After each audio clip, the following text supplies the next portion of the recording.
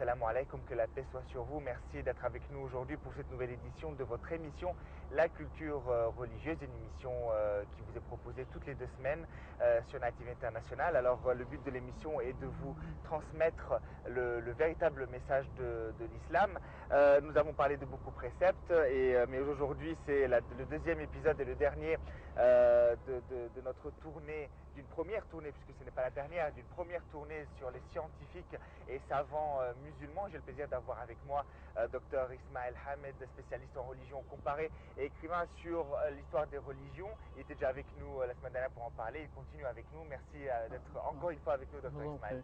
Merci. Alors, aujourd'hui, nous allons commencer directement par parler d'un grand scientifique qui s'appelle Al-Idrissi. Allez-y. Oui, Al-Idrissi, c'est un géographe. Maintenant, alors on a déjà parlé sur un historien, c'est un sociologue, sur un médecin, alors sur un... Alors je rappelle, le sociologue c'est Ibn Khaldoun, oui. Avicenne, c'est le médecin.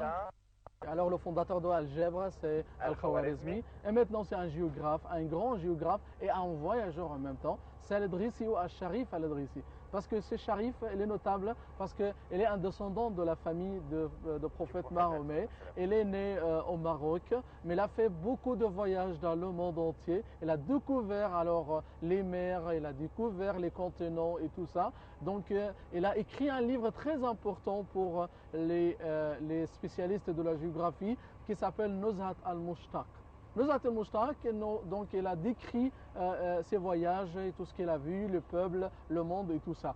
Et la réputation d'Idrissi alors est arrivée même en Europe. Il y avait un roi qui s'appelle Roger II, c'est lui le roi de Sicile. Et celui qui savait alors l'importance et la réputation de l'Idrissi. Elle a inventé. Vous pouvez le traduire peut-être le livre Nuzhat al-Mushtaq, c'est ça? Oui. Nuzhat al-Mushtaq, c'est-à-dire c'est la promenade de passionnés. C'est de passionnés de voyage dans le monde, de savoir les pays, la géographie, les fleuves, les mers et tout ça. Donc elle décrit tout ce qui concernant la géographie de le monde et tout ça. Donc Roger II, alors le roi de Sicile, il a invité Al-Idrissi chez lui et le fait comme le juge des Arabes et chargé de toutes des affaires des Arabes qui vivent là-bas en Sicile. Et en même temps, il a demandé quelque chose de lui, de faire une carte sur le monde. Donc Al-Idrissi, il a fait une carte très très importante, il l'a fait en métal, c'est en fer. Et après, on dit dans quelques traditions qui étaient recouvertes aussi au nord, qui montre là la carte du monde, le continent et tout ça. Donc cette carte-là, c'était très précise, était très importante par les géographes modernes qui toujours utilisent la carte de Al-Idrissi pour savoir comment était le monde pendant le 4e et le 5e siècle après l'émigration du prophète Mahomet. Notre Magellan à nous en fait. Vous savez, Magellan, donc ce grand explorateur, c'est notre Magellan. Oui, bien sûr, oui. Alors, petite pause avec ce commentaire qui va parler plus sur justement les découvertes scientifiques et on revient après ça.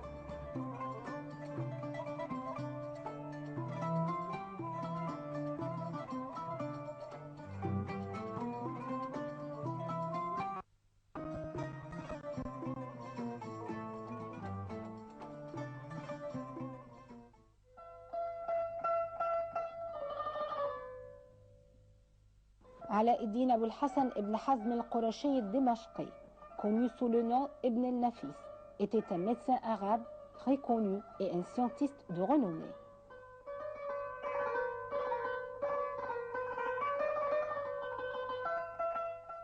Il est connu pour être le premier à avoir décrit le processus de la circulation sanguine dans le corps humain et en particulier de la circulation pulmonaire.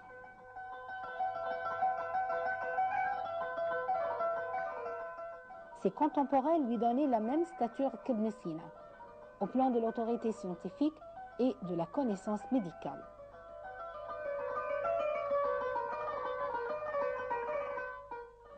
Adoptant la dissection comme méthode de travail, Ibn al-Nafis a abouti à des découvertes originales majeures. Découverte de la circulation sanguine dans les artères coronaires, la circulation sanguine vers les poumons, mais pour les fournir en air et non en aliments, l'inexistence d'air ou de sédiments dans les artères pulmonaires, comme le prétendait Galien, et la présence du sang seulement.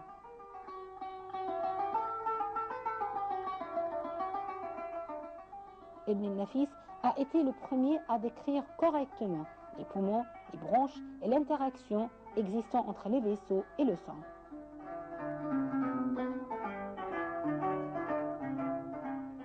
Son ouvrage le plus important reste les commentaires sur l'anatomie du canon d'Ibn Sina, découvert plus tard par hasard en 1924 dans une librairie de Prusse par un médecin égyptien.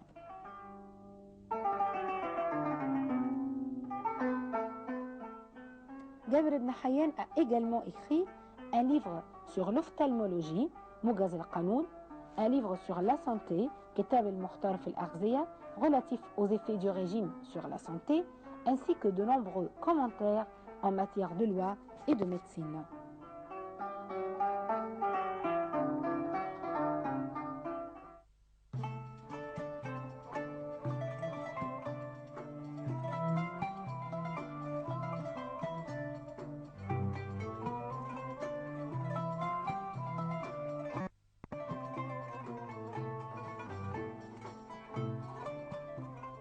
De retour pour notre tournée des scientifiques musulmans. Alors, Ibn Nafis, Dr Ismail. Ibn Nafis, c'est un médecin encore, mais un médecin qui a fait une grande découverte.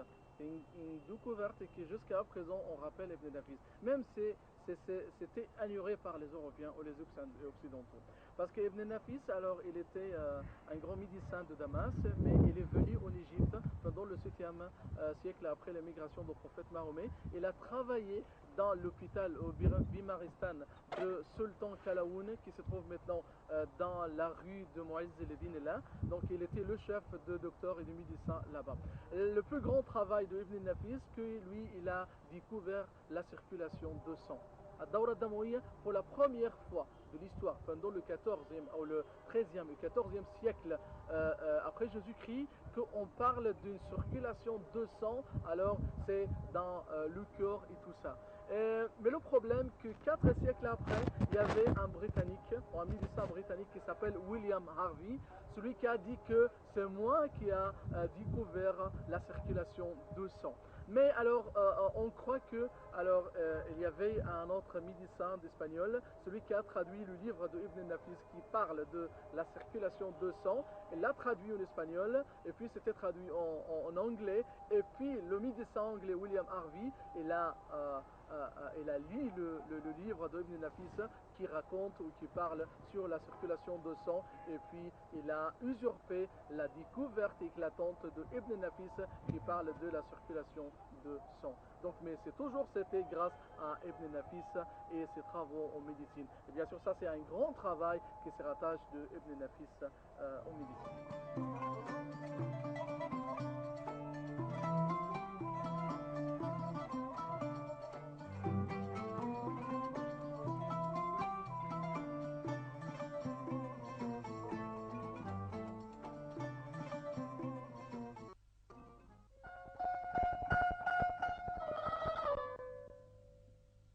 Jabr ibn Hayyan, né en 721 en Iran et mort en 815 à Koufa, est considéré comme le père de la chimie.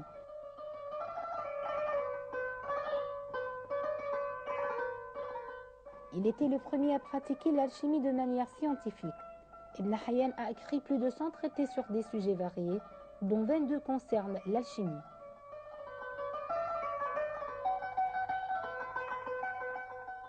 Ces travaux constituèrent des avancées significatives, à la fois sur les plans théoriques et expérimentaux. Ces livres influencèrent les alchimistes européens et justifièrent leur quête de la pierre philosophale.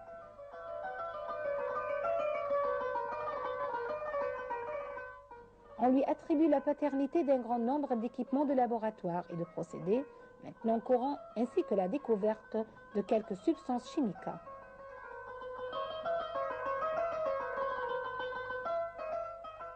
Ces livres basés sur des observations expérimentales donnent une systématisation des procédés chimiques fondamentaux tels que la calcination, la sublimation et l'évaporation.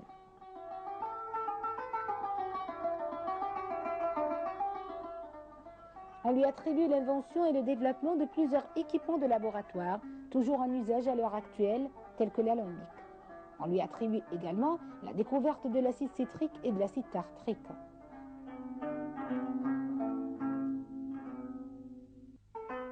Ibn Hayyan appliqua ses connaissances à l'amélioration de nombreux procédés de fabrication, parmi lesquels la fabrication de l'acier et de divers métaux, la prévention de la rouille, la teinture de vêtements, ainsi que l'analyse de pigments.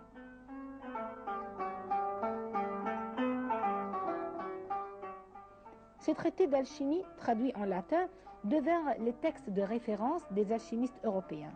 Parmi ceux-ci, on peut citer Kitab al-Kémia, livre de la composition de la chimie, et Kitab al-Sab'in, le plus illustre de ces livres de la chimie, et la somme de perfection.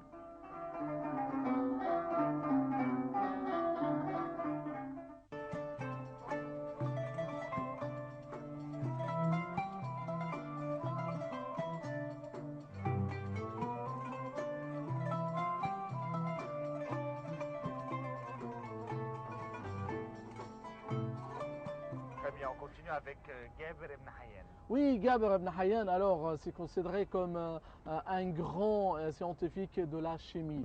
Et même le mot de chimie, ce qu'on utilise jusqu'à présent, c'était grâce à Gaber Ibn Hayyan. Gaber, c'est un scientifique très ancien, parce qu'on parle qu'il est né au début du IIe siècle, et puis il est mort aussi au bout du IIe siècle, après l'émigration du prophète. Donc il est très ancien. C'est lui qui était contemporain. Deuxième ou douzième? Non, deuxième. Oui, Deuxième. deuxième. Donc on parle parle. de Oui, c'est 900 après Jésus-Christ, quoi. Gaber Ibn Hayyan, il est né en 101. 101, oui. 101, puis il est mort en 197. Donc c'était pendant le deuxième siècle après l'émigration du prophète Mahomet. Ça rattache de la chimie. Parce que même le nom de la chimie, alors c'était mentionné par lui, mais c'était simia.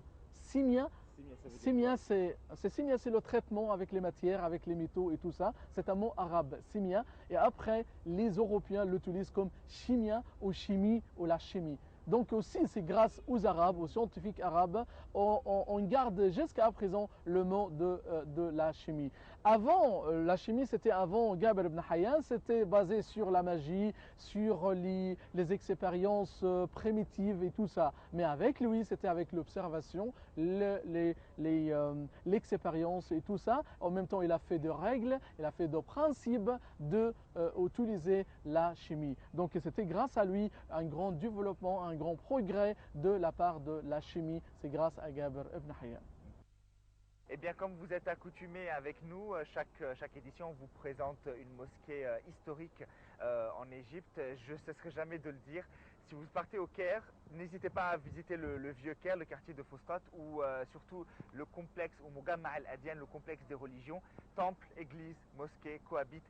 C'est tout ça l'esprit de l'Égypte, cet esprit de communion. Allez, sans plus tarder, je vous laisse regarder El Qasr al-Sakakini ou le château al-Sakakini.